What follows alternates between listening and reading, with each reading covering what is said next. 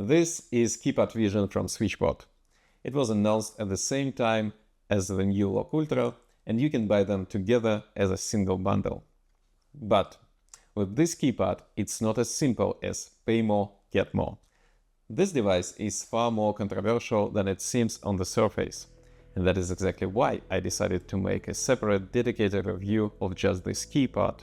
So in this video, I'm going to share everything I have discovered after using it for several months. We'll go through all the new features, talk about battery life compared to previous versions, and cover what I like and what I really didn't like about this device. And stick around to the end because I will share a practical tip on how to get really keyless even if you live in an apartment building. Hi, my name is Nick, this is Technic Studio. On this channel I'm doing honest, unsponsored reviews. So let's dive right in. Let's start with the unboxing. The Keypad Vision comes in SwitchBot's typical clean packaging. Inside you will find the keypad itself, a mounting plate with both 3M adhesive and screws, a USB-A to USB-C cable, a single NFC card, a pin tool for removing the keypad to recharge it, and even some small stickers for the custom button. Basically, everything you need to get this thing mounted is here in the box. The Keypad Vision feels nice in the hand. It is solid with no creaks and it definitely gives off a high quality vibe. At the bottom you have the USB-C charging port, on the back is a small power switch, and on the front you have the face recognition sensor, the number pad, the fingerprint scanner and the custom button. More on that in a bit. Now when you put it next to the older Keypad Touch, the difference is clear. This new one is definitely bigger and bulkier. The previous Keypad Touch takes up way less space, and frankly, I know this is subjective, but I think the older one just looks cleaner. The feel of the buttons on both versions is great. You get a satisfying click that is perfect for operating it without looking. Functionally, they are both excellent. But the new one, well, it is a bit of an eyesore. I really don't like that it only comes in black. I would have loved a white or at least a silver option, especially since they offered one with the new Lock Ultra. And the Lock Ultra is a fantastic smart lock, by the way. I will link my full review of it down in the description.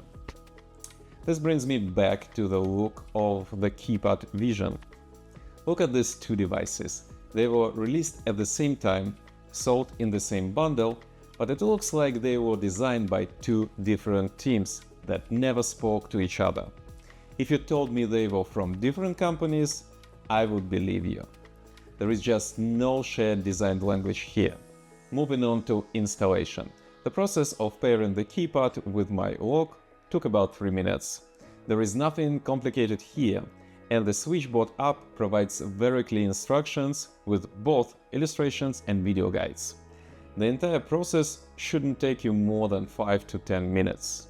So with everything set up, let's talk about the headline feature, face recognition. All the marketing ads advertise this as something groundbreaking and lightning fast. The experience you never had before. However, when you first install this keypad, you will find that reality is very different. And at first, I was really disappointed. The reason is a very questionable decision by SwitchBot. You see, face scanning drains the battery quickly. So to preserve it, they deactivated the constant face recognition function by default. This means every time you approach the keypad, it takes a couple of seconds to wake up and then scan your face.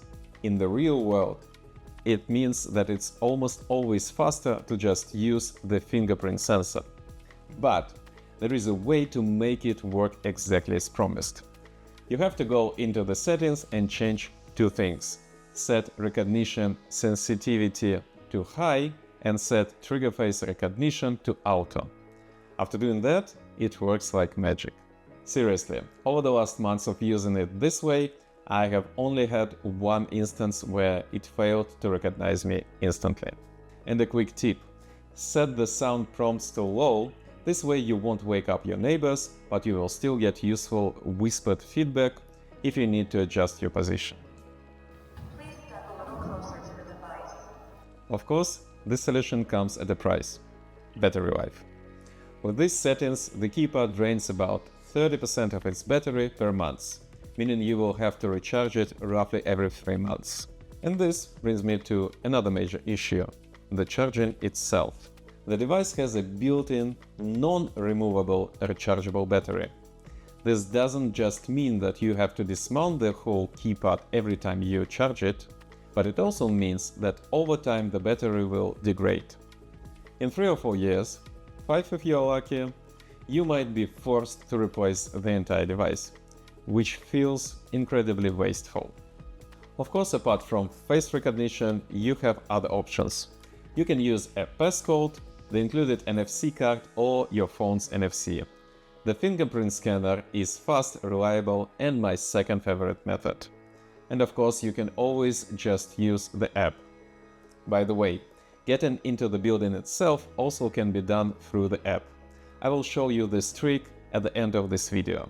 To be honest, I thought face recognition would be a gimmick, but it's proven to be useful, especially with my hands full of groceries or some bulky boxes. I just pause for a second and I'm in. No fumbling with keys, that's really good. Now let's talk about the custom button. In the app you can set it to activate scenes or act as a doorbell. That has no use to me, however, this button is exposed to Home Assistant. This means I could program it to do basically anything I want, which is fantastic, in theory.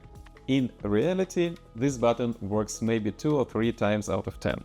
I think SwitchBot made some aggressive power-saving cuts that result in a very unstable connection to the internet. The good news, and this is critical, is that the direct connection between the keypad and the smart lock is rock solid. It has never failed. So your ability to unlock the door is not compromised. But the smart connection features are. So what's the final verdict on the SwitchBot Keypad Vision? It's a product of strange contradictions. The face recognition can be genuinely magical, but only if you sacrifice battery life.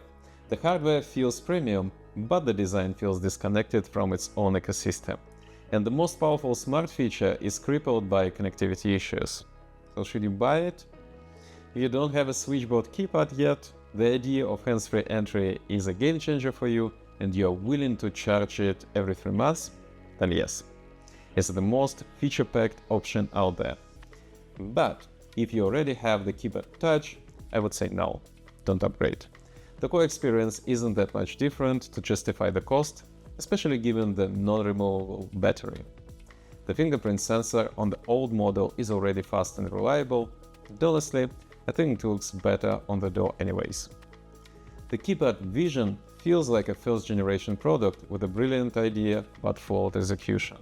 It is so close to be perfect, but it's not there yet. Now, as promised, here is my tip for going truly keyless in an apartment building. If your building's main entrance door can be opened by an intercom button inside your apartment, you can get one of SwitchBot's button pushers and mount it right over the door release button. That way you can buzz yourself into the building using just your phone, making you truly keyless from the street to your apartment door. It's a simple, low-tech solution, but surprisingly it never fails to impress my friends the first time they see it work. That's it for this review. The big question is, would you make these trade-offs for the face recognition feature? Let me know down in the comments section. I always go through the discussions under my videos and try to respond, so feel free to share your experiences or ask me anything. And if you enjoyed this video, hitting that subscribe button really helps me out as I'm just getting started on this YouTube journey. Thanks for watching, and I will see you in the next one. Bye!